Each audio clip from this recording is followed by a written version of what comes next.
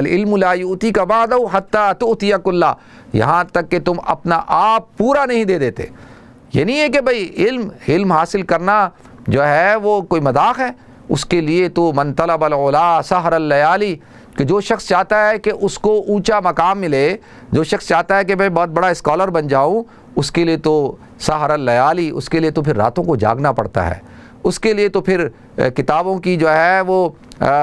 جو ہے دھول کو صاف کر کے ان کے اندر عرق ریزی کرنی پڑتی ہے، اور اس کے لیے تو علماء کی مشائخ کی جوتیوں کو سیدھا کرنا پڑتا ہے، اس کے لیے تو مجالس کے اندر بیٹھنا پڑتا ہے، اس کے لیے تو علماء کی صحبت اور اہل اللہ کی صحبت اور اسکالرز کی صحبت میں بیٹھنا پڑتا ہے۔ ایسے تھوڑی کہ کوئی علم آ جائے گا، علم کے لیے تو پھر اللہ نے شرط لگا دی ہے کہ علم کے لیے جو ہے وہ تو تمہیں محنت کرنی ہوگی، جب تک تم محنت نہیں کرو گے تمہیں علم حاصل نہیں ہوگا۔ تو لہذا یہ اللہ کا فضل ہے کہ اللہ تعالیٰ نے مجھے آپ کو ہم سب کو یہ سعادت دی ہے کہ ہم روزانہ جو ہے وہ ہم بیٹھتے ہیں اور جو ہے وہ دین، بہت سارے لوگ کہتے ہیں جی روزانہ وہی باتیں ہو رہی ہیں۔ او بھائی، روزانہ مؤذن اذان دیتا ہے تو کیا ہم نے کبھی کہا کہ مؤذن روزانہ اذان کیوں دے رہا ہے؟ بھائی